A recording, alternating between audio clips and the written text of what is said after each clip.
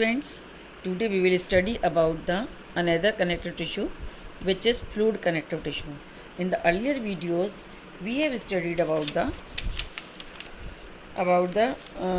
connective tissues proper, and in this video we will study about the fluid connective tissue. As we know that connective tissue is divided into three parts: fluid connective tissue, skeletal connective tissue and proper connective tissue.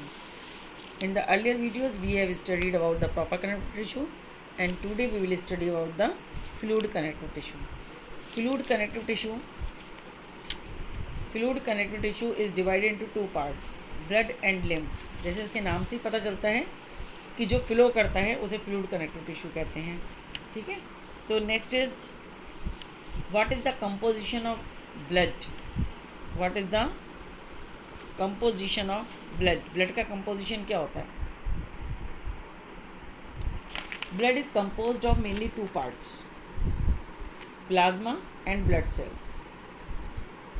Plasma एक straw colour का होता है, पेल straw colour, जैसे कि बहुत ही creamish colour का होता है, क्रीम से कलर का, और इसमें बहुत सारी डिफरेंट टाइप के जो सेल्स हैं वो सस्पेंडेड रहती हैं. ठीक है, तो fluid tissue is also known as vascular tissue.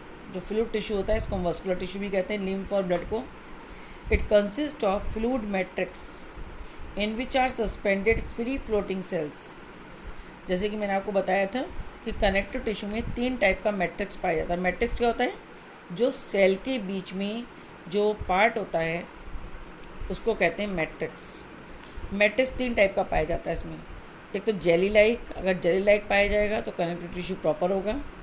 अगर फ्लूइड होगा मैट्रिक्स तो ब्लड और लिम्फ होंगे, और अगर यही मैट्रिक्स हार्ड हो जाएगा तब कहलाता है स्केलेटल कनेक्टिव टिश्यू. तो blood is composed of mainly two parts. One is plasma and another is blood cells. The fluid, the matrix of the fluid connective tissue is liquid. इसका जो connective tissue होता है वो matrix होता है, वो liquid होता है. The fluid tissue includes two types: blood and lymph. तो what is the composition of blood? Blood is the most important liquid connective tissue which consist of an aqueous mixture of substance in solution in which are suspended different types of free floating cells, blood corpuscles. The blood plasma is a pale straw colored fluid matrix or medium consisting of about 90% water and 10% mixture of different types of molecules that enter the blood at various locations. These substance includes protein. Protein में कौन कौन सी प्रोटीन होती हैं? Albumin, globulin and fibrinogen. फिर glucose, amino acids, lipids, vitamins, urea, uric acid, enzymes and hormones. They belong to the category of nutrients, waste, hormone and osmoregulation. In vertebrates the blood corpuscles are red corpuscles, white corpuscles and platelets. तीन type की पाई जाती हैं.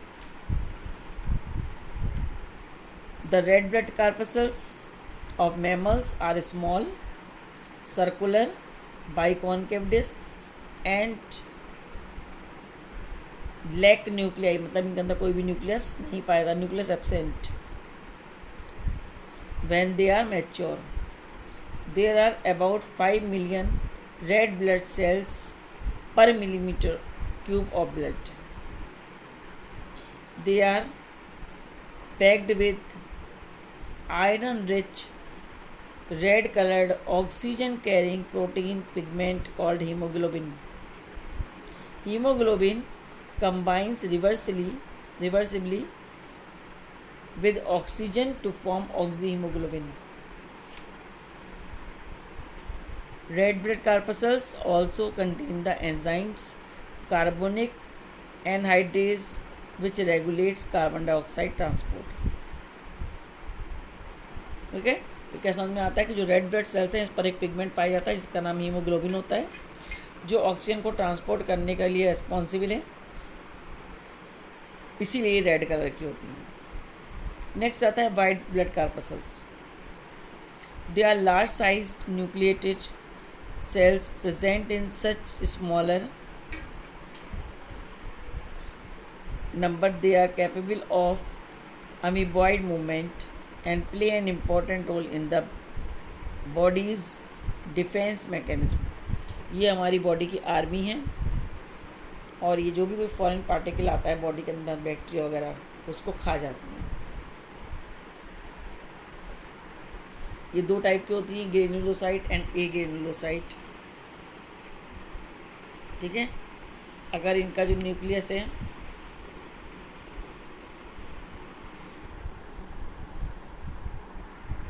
अगर इनका nucleus दो part में divide हो जाता है तब ये मोनोसाइट कहलाती हैं।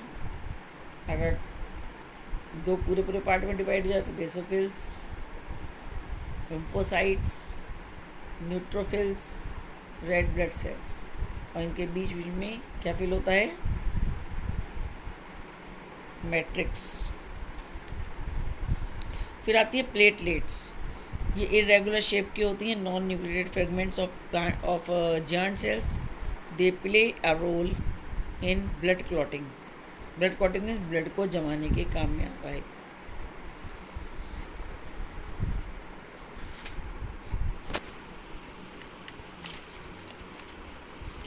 ठीक है, अब देखिए fluid connective tissue includes blood and lymph, which are characteristic collections of cell in a fluid extracellular matrix.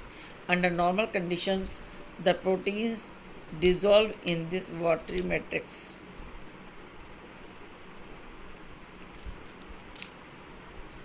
Do not form large insoluble fibers. In blood, the watery matrix is called plasma. Next आता है functions of blood. हमने भी ये भी पढ़ा था पीछे, functions of blood क्या होते हैं। ब्लड के फंक्शन क्या होते हैं, देखिए फंक्शंस ऑफ ब्लड ये 3 पार्ट में डिवाइड करके हम पढ़ेंगे। एक तो ट्रांसपोर्टेशन का काम है, ट्रांसपोर्ट करता है हर चीज़ को इधर से उधर। जैसे रेस्पिरेशन के लिए nutrients carrier from GIT.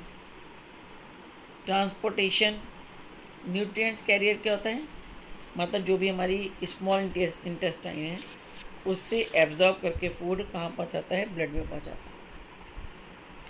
Transportation of hormone from endocrine gland. Endocrine gland से कभी भी हार्मोन ऐसे ही निकलता, ये transportation of hormones from endocrine glands, endocrine gland से कराया जाता है इसका। नेक्स्ट आता है ट्रांसपोर्ट मेटेलिक वेस्ट, ये मेटेलिक वेस्ट को ट्रांसपोर्ट करता है। रेगुलेशन रेगुलेट पीएच, ये पीएच को मेंटेन करता है ब्लड में, जिससे कि सॉल्ट वगैरह निकाल देता है। Adjust and maintenance body temperature, adjust करती है बॉडी टेम्परेचर को, मेन काम है ये ब्लड का। Maintains water contents of cell. Next आता है प्रोटेक्शन वर्क है इसका। प्रोटेक्शन में कैसे प्रोटेक्शन करता है, WBC प्रोटेक्ट्स अगेंस्ट डिसीज़। कोई भी डिसीज़ हमें हो जाएगी उसमें क्या बन जाते हैं,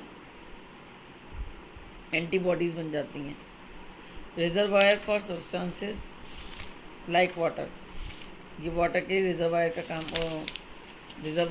करता है वो, reservoir for substances like water.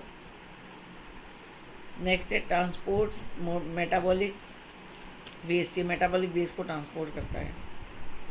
Performance क्या है इसकी, थर्ड पार्ट में देखिएगा, ये होम्योस्टेसिस को परफॉर्म करता है, मतलब हमारी बॉडी के सारे सॉल्ट को मेंटेन रखता है।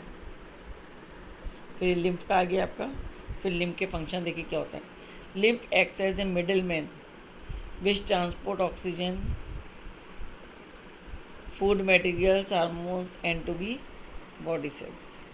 सेकेंड है the brings carbon dioxide and other metabolic waste from the body cell to blood and then finally pours the same into the nervous system. Next है body cells are kept moisture by the lymph. और last है it destroy the invading microorganisms and forget particles to the in the lymph nodes. तो इस तरीके से lymph क्या होता है कि जो जब कैपिलरीज हमारी ब्लड लेके जा रही होती हैं तो ये किस जहाँ पर टिश्यू और कार्बन दिखता है उस जगह पर इसको फटाफट